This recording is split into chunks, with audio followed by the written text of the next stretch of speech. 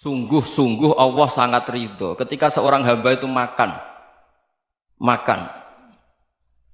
ketika sesuap nasi dia muji Allah, ketika minum seteguk nasi dia muji Allah. Itu kalau orang diridhoni Allah itu wali betul. Itu untuk jadi wali itu gampang, kamu makan ridho, kamu nginjak buminya Allah ridho seneng, kamu hidup keseharian aman seneng. Nah ini supaya sampean kita semua ngaji betapa panduan Rasulullah untuk menggapai ridho Allah itu banyak yang keseharian sekali. Saking kesehariannya banyak dalam hadis dan itu sahih. Nabi menyebut hal-hal yang keseharian. Hatta ma tas'alu fi imra'atika, kamu punya uang kemudian istri kamu bisa makan itu ibadah. Bahkan sebagian ibadah itu dicontohkan Nabi yang akhirnya diprotes sahabat. Yaitu wa fi buti ahadikum sedekah, kamu menggauli istri kamu itu ya sedekah. Sampai sahabat bilang yang benar ya Rasulullah. Ayati ahaduna syahwatahu wa huwa lahu ajrun. Masa urusan biologis, urusan syahwat kemudian dia dapat pahala. Nabi menjawab, alai salawadu aha fi haramin akana alaihi wisrun. Bagaimana kalau dia meletakkan ke yang tidak benar itu kan dosa. Nah, hal-hal seperti ini yang saya ingin teman-teman semua. Saya juga agak ingin ngaji demi Anda juga agak ingin. Itu dosa sekali ngaji kok pesanan kelompok tertentu itu enggak boleh. Islam itu untuk semua. Jadi ya cuma karena di depan saya jenengan ya seakan-akan jenengan korbannya. Itu ada ilmunya dalam usul fikih itu. Jadi orang itu harus ngaji usul fikih. Nama yang disebut, mungkin Mas Sufyan masih ingat zaman ngaji usul fikih. Nama yang disebut itu tidak jaminan sebagai prioritas perintah. Jadi misalnya gini, kebetulan yang di depan Nabi itu Abu Dzar. Nabi ya bilang, ya Abu Dzarin ini uhibbuka misalnya, atau ya Mu'ad ini uhibbuka, atau ya Abu Hurairah ini uhibbuka misalnya. Banyaklah riwayat yang Nabi nyebut ya Abu Dzarin, ya Mu'ad, ya Abu Hurairah. Kemudian misalnya Nabi meneruskan khitab, ini uhibbuka, saya mencintai kamu, fakul dubur sholatin, atau sebagian riwayat disebut fala tada'anna dubura kulli sholatin, Allahumma inni ala dzikrika wa syukrika wa husni ibadatik. Saya mencintai kamu, siapa saja, Mu'ad bisa, Abu Dzar bisa siapa. Saya mencintai kamu, mohon kalau habis sholat kamu jangan lupa wiridan Allahumma inni ala dzikrika wa syukrika wa husni ibadatik. Ya Allah, tolong kami permudah supaya mudah ingat Engkau. Anda tidak bisa mentang-mentang, wong nama saya Parmin, nama saya Purnomo, itu yang diperintahkan Mu'ad misalnya. Jadi yang disebut satu, tapi khitab itu untuk siapa saja. Saya teruskan. Jadi saya mohon semua kita melakukan kebaikan itu, kalau dalam kaidah fikih disebut al yakin la yuzalu bisyak. Banyak kebaikan yang kebenarannya itu 100%. Tidak punya efek samping ke pihak lain, ke kelompok lain, ke komunitas lain.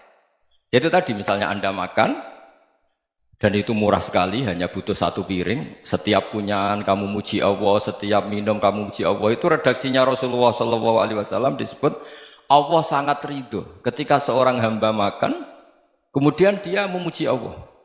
Atau minum, kemudian dia muji Allah. Logikanya gampang, negara seperti ini yang kamu harapkan bentuknya kayak apa, mertua, ipar, komunitas, tetangga, itu nyata terjadi itu kan belum pasti. Sementara yang mesti terjadi adalah kamu butuh makan, kalau tidak mati. Butuh minum, kalau tidak mati. Butuh bumi yang nyaman ditempati, kalau tidak kita juga mati. Sebab itu Allah kalau menyebut nikmatnya itu hal-hal yang keseharian. Alladzi at'amahum min ju'. Allah itu siapa? Allah itu yang menciptakan kamu bisa makan. Tidak berlebihan, Allah itu yang menciptakan kondisi sosial itu ideal. Zaman Nabi itu ya ada orang munafik. Orang-orang pilihan Allah itu juga diuji orang sekelilingnya yang macam-macam. Semua diuji sesuai konteks zaman dan waktu. Nah, tapi ada ibadah-ibadah yang selalu disarankan Nabi. Sampai Nabi itu pernah ditanya, ayul islami khairun ya Rasulullah, Islam terbaik itu gimana? Jawaban Nabi itu unik. It'amut to'am, Islam terbaik itu ya makan-makan, yang santai-santai. Ketika Allah menyebut beberapa kebaikan, falak tahamal aqobah, wa ma adrokan apa? Mal aqobah. Terusannya apa? Fakku rokobah. Terusannya apa? Au it'amun fi yaumin di masubah. Ya itu acara makan-makan itu juga Islam. Kenapa? Ya bayangkan kalau tidak ada makanan, kita mati kan? Kondisi sosial tidak ideal itu Anda masih gak apa-apa, tapi kalau Anda tidak makan, Anda tidak minum, Kamu punya istri cerewet masih bisa hidup, punya mertua cerewet masih bisa hidup. Tapi kalau tidak makan bisa mati. Berarti penting mana istri sama makan? Penting mana? Makan. Semoga istri Anda dengar, nanti kamu disuruh makan tapi pulang deh. Itu kalau dibahasakan makan masih memahami. Penting mana nasi satu piring dengan istri. Nggak ada nasi mati, nggak ada istri belum mati. Penting mana? Gak berani jawab kan? Nah, ternyata Anda ada garang kan di depan istri. Jadi saya mohonlah, mungkin Mas Sufyan Sauri tadi yang bisa bantulah. Teman-teman tuh ngaji yang keseharian saja. Karena kita nyari ridha Allah itu berdasar firman Allah. Dan firman Allah itu menyebut keseharian tuh riang, gampang. Yaitu tadi misalnya wa min ayatihi manamukum billaili wan nahar. Termasuk ayat-ayat Allah itu kamu tidur. Maka dulu itu ada guyonan, ada tokoh Mu'tazilah, kelompok dalam Islam yang berpikir manusia itu bisa menentukan ikhtiarnya sendiri. Karena saya bisa duduk, duduk, ingin berdiri, berdiri. Karena kelompok ini nggak terima kalau semua kehendak Allah, nanti bagaimana kalau semua kehendak Allah kok ada hisab ya, ada sanksi. Lucunya itu dia akhirnya ini cerita ya, mencintai seorang perempuan cantik sekali. Dan itu dia menjadi ahli sunnah itu oleh hal-hal yang sepele. Karena istrinya cantik, ya namanya suami istri itu hubungan intim. Terus ditanya, Mas masih ingin lagi? Masih. Silahkan diulang lagi. Wah ya tidak bisa. Katanya manusia bisa menentukan yang diinginkan. Itu tobat itu. Itu nggak bisa ditobatkan Mas Sufyan Ats-Tsauri. Orang cantik yang mudah nobatkan orang itu orang cantik. Segampang itu. Akhirnya kita tahu, makanya kalau dalam kitab Hikam itu disebut al-aqil mayyakul madza yaf'alu wa hubi wal ghafil mayyakul madza af'al. Orang yang punya akal karena sadar ini wilayah Allah, semua milik Tuhan. Itu dia tiap hari berpikir, besok Allah akan melakukan apa terhadap dunia ini. Kamu merencanakan sesuatu mau plesir, ternyata gempa. Mau wisata ke Rusia, ternyata perang. Kamu tidak pernah tahu apa yang akan terjadi besok. Wa ma tadri nafsum madza taksibu ghadan. Tapi anda semua kita ini sering punya jadwal permanen. Makanya saya kalau diundang siapa saja, bisa takdir. Yang jelas Gus ini acara penting. Ya masih acara penting nak pangeran ngersakno piye? Kok ape dadi pangeran? Kamu kok mau jadi Tuhan? Itu kadang ya kiai. Penting Gus acara ini jenengan harus memastikan bisa. Loh kamu itu yang ngajarin tauhid, sesuatu itu biadillah kok bilang-bilang apa pasti. Kalau maksa terus tak tobatkan loh kamu kata saya. Ya kalau gitu Gus bilang insya Allah. Wah itu hati saya, fisik saya, roh saya sudah bilang insya Allah. Tidak usah kamu latih kata saya. Nah hal-hal tauhid keseharian itu gampang sebetulnya.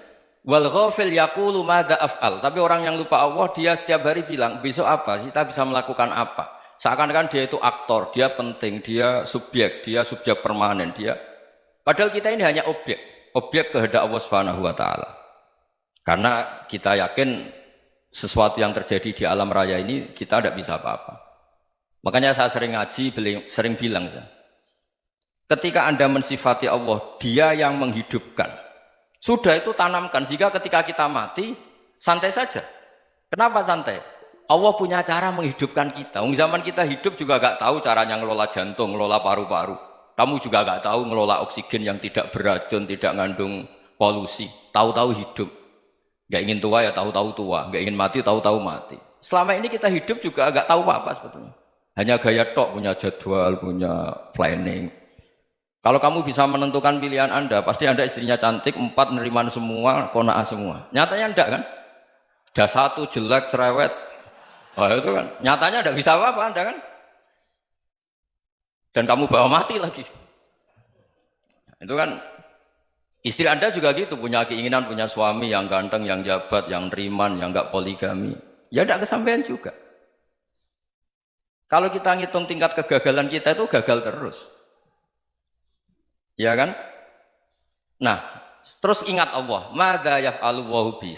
Orang yang punya akal selalu berpikir Allah itu menghendaki apa terhadap saya. Lalu sama-sama orang melihat orang yang serius. Itu kata Anda itu pemikir berat, serius. Senang punya tokoh yang merengut karena kamu anggap serius. Tapi sebagian orang anggap orang yang serius itu wong merengut, wong masam, wong muka kok ditekuk. Jadi sama Itu hati ya muqallibal qulub tsabbit qalbi ala dini, karena kita nggak tahu cara berpikir kita tentang orang lain, tentang sekeliling kita.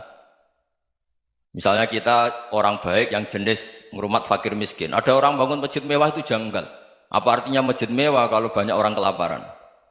Tapi kalau yang jenis pendidikan, apa artinya masjid mewah kalau tidak bisa ngaji? Nanti yang jenis infrastruktur, apa artinya ini kalau semuanya punya sudut pandang yang berbeda-beda. Dan Islam mengapresiasi semua kebaikan. Tapi katakan semua kebaikan itu adalah kehendak Allah Subhanahu wa taala. Karena apapun baik Anda itu pakai fasilitas yang diberikan oleh Allah Subhanahu wa taala. Sehingga ini yang disebut qulillah tsumadarhum fi khawdihim yal'abun. Ya kembali tadi ke tema-tema bahwa keseharian Anda ini sudah Islami. Saat Anda tidak bisa melakukan apa saja. Saya sering ada jenazah, biasanya kalau tetangga meninggal saya sering disuruh ngelepas. Saya bilang orang ini baik karena sering ngelamun di rumah, sering nganggur di rumah. Ditanya sama anaknya, kenapa Gus nganggur baik? Ya kalau dia nganggur artinya juga agak berbuat sesuatu yang maksiat kan? Ya kan? Orang nganggur di rumahnya ya tidak bunuh orang, tidak maling, tidak korupsi, ya namanya nganggur di rumah. Lah cuma istri cara pandang nganggur gak menghasilkan uang itu. Tapi juga gak menghasilkan kriminal kan? Jadi sebenarnya Islam itu makanya kalau sampai ngaji usul fikih itu ada kitab usul fikih namanya Lubul Usul, itu terkenal sekali di pesantren itu. Itu kalau ngapresiasi keseharian itu luar biasa. Izma min mubahin illa wa yatahaqqaqu bihi tarku haramimma. Karena keseharian yang mubah saat Anda lakukan itu ada kehebatan yang luar biasa, yaitu meninggalkan haram. Makanya dulu banyak orang-orang alim ketemu temannya itu guyon sampai semalaman. Itu biasanya yang semangat Islam itu kiai kok tidak tahajud, kiai kok tidak witir. Orang yang sedang mapan uangnya banyak, malam itu tidak kelayaban itu sudah luar biasa. Melawan nafsu supaya tidak maksiat itu sudah luar biasa. Supaya lupa guyon sama temannya semalaman sampai subuh. Gejlok-gejlokan ngenang zaman miskin, zaman kuliah nggak jelas, zaman apa. Melihatnya jangan tarkut tahajud. Seperti ini meninggalkan tahajud, tapi meninggalnya ini talkul muharramat. Jadi kayak apa hebatnya? Sehingga Imam Ghazali punya riwayat yang agak unik. Hatta takuna ibadatu akhiri hadil ummah iku an-naum. Sehingga suatu saat ibadah terbaik umat ini itu tidur. Itu kan riwayat kontroversi. Ketika Imam Ghazali tanya, kenapa iya? Kenapa kamu mulai keluar dari rumah itu sudah banyak maksiat? Melihat perempuan yang enggak mahram, melihat fenomena. Tapi kalau kamu tidur itu enggak melihat apa-apa. Tapi juga kamu jangan menganggap tidur itu ibadah betul. Saatnya melakukan fardu ain malah masih tidur. Tapi itu sudut pandang yang menjadikan kita Islam itu gampang. Jadi saat Anda tidak bisa aktivitas apa-apa, misalnya ada beberapa orang yang lumpuh. Lumpuh itu memang nggak bisa Jumatan, nggak bisa ibadah, tapi dia juga nggak bisa maksiat. Tidur itu memang Anda saat itu tidak bisa tahajud, tidak bisa witir, tapi saat itu ada zina, ada maling, tidak gosipkan orang, tidak bully orang, tidak menanamkan kebencian, tidak hasud. Sehingga tidur menurut Allah Ta'ala wa min ayatihi manamukum billaili apa? Wan-nahar. Karena di tidur itu selain ada unsur istirahat, jaga kestamina, juga ada unsur meninggalkan beberapa keburukan. Nah saya mohon ibadah yang keseharian ini kita jaga. Supaya kita semua baca ayat itu fasih. Fasih itu tertanam di hati. Allah itu siapa? Alladzi at'amahum min ju'i wa amanahum min khauf. Dan Allah kalau cerita di Quran itu anna sababnal ma'a sabba thumma syaqaqnal ardha wa syaqqa fa ambatna fiha habba wa inaba wa qadba wa zaituna wa nakhla wa hadaika hulba. Kamu tahu saya ini siapa kata Allah? Saya ini adalah Tuhan yang menurunkan air, kemudian ada tanaman banyak. Habba wa inaba wa qadba, ada zaitun, ada tin, kalau orang Jawa mungkin ada tela, ada padi, ada mangga, ada pisang. Sudah. Wa inaba wa zaituna wa nakhla wa hadaika hulba. Ada perkebunan yang lebat. Tujuannya apa? Mata Allahkum, silahkan kamu pakai, kamu nikmati. Tapi karena kadang kita ini punya ide-ide besar. Tadi untuk syukur saja nunggu punya istri riman, rumah baik, tetangga baik, komunitas baik, semuanya baik baru syukur. Lama-lama nanti ada di surga, syukurnya nunggu surga paling kelas A. Itu sudah ada yang menghuni Rasulullah, kamu nggak boleh di situ. Masa untuk syukur saja? Repotnya Masya Allah. Jadi mohonlah Quran yang kalau Anda hafalkan juz sama itu kan ada ayat-ayat yang kayak tadi. Ya, fal yang dzuril insanu ila ta'ami. Coba lihat. Apa yang kamu makan ya? Dari mana? Dan untuk mempertahankan hidup kamu keseharian. Jadi jangan kira ibadah itu harus membentuk komunitas yang versi Anda. Ibadah itu harus yang hal yang mulu-mulu. Kesehariannya Anda alami. Loh ini saya tidak bikin-bikin. Saya ngaji bukan karena berdasar pesanan. Itu ayat yang saya baca kan betul ada ayatnya kan. Fal yang dzuril insanu ila tu'ami anna sobabnal ma'a sobba thumma syaqaqnal ardo syaqqa fa ambasna fiha habba wa inaba wa qadba wa zaituna wa nakhla wa hadaika ghulba. Terusannya apa? Mata'al lakum, silakan kamu nikmati. Mata itu silakan kamu nikmati. Ya kayak sampean dikasih hidangan ya makan. Ya sudah makan, habis makan ya minum, habis itu ngantuk ya tidur. Ya sudah normal-normal saja. Kayak apa indahnya Islam? Tapi Anda mencari Islam yang gimana lagi? Nah itu yang diajarkan guru-guru kita, diajarkan sanad kita sampai Wali Songo, sampai Rasulullah SAW. Bahwa pada akhirnya ada jihad, ada perang. Itu dulu memang perang, bukan membunuh. Beda. Dulu kita dijajah Belanda ya perang, dan itu normal karena kita dijajah. Jadi ketika orang lain ingin baik sama kita, wa in ahadum minal musyrikin astajaruka ya fajirhu hatta yasma'a kalam Allah. Kalau mereka ingin baik ya kita baik. Makanya ada istilah mustakman, mu'ahad. Kalau mereka ingin damai, berdampingan dengan kemajmukan ya itu yang lebih baik.